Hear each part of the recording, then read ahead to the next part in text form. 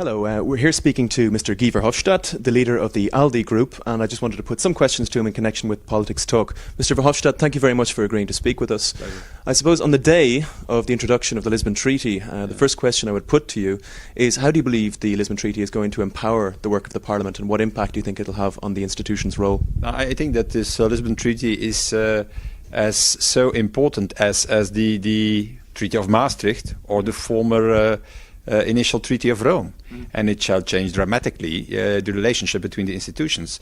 The European Parliament shall gain enormous power because on items like agriculture, budget, justice, home affairs, for the first time we shall see what we call co-decision procedure. And co-decision procedure means that it's not only the Council, the European Council, who is deciding, but also the European Parliaments. And I suppose given the Irish experience of late, and that reflected most recently in the Czech Republic, what lessons do you think are going to be learned going forward when it comes to the communication on the part of the institutions with the citizens, European citizens? We have to communicate in a more open way, and certainly we have also seen a dramatic change, for example, in the Irish referendum. The no became a massive yes. I think the most important reason for that was the economic and financial crisis, because Irish people have seen that the best guarantee against the crisis and to fight against the crisis was to be in the European Union and certainly in the euro. The euro has gotten a tremendous positive effect in this financial crisis. Otherwise, we should have seen certainly a number of devaluations, depreciations everywhere in Europe and in the eurozone, like happened, for example, in Iceland, and that was not the case because of the euro. And that is, in my opinion, the most important reason why the Irish people said this time with 67% yes against the Lisbon Treaty. I mean, it has been suggested in Ireland that euro membership was one of the causes originally, but I suppose given the crisis that we are in, I turn now to maybe some of the priorities of your political grouping. I mean, would you like to outline what your programme is going forward for the remainder of this term? Our programme is mainly concentrated on the economic and financial crisis.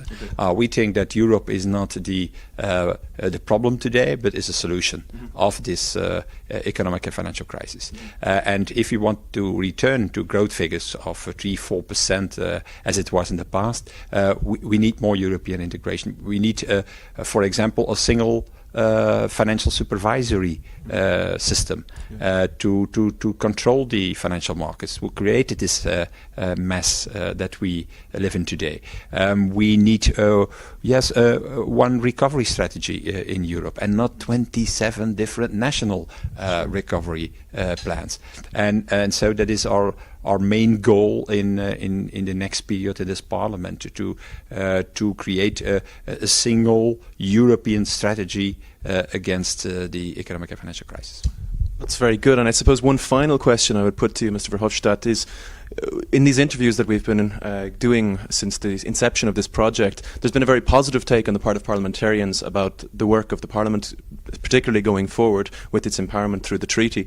What would you say is a criticism that you might make of the activities of the Parliament? Is there anything which you might say which you think could improve and has yet to improve? What had to improve is certainly to speed up the reaction of the Parliament towards concrete proposals or concrete problems, and it's not always easy with a Parliament of more than 700 members.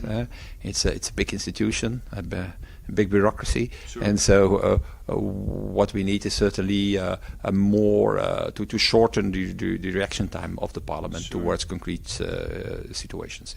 Well, it's very good, Mr. Verhofstadt. Thank you very much for your time, and I wish you the best of luck. Thank you.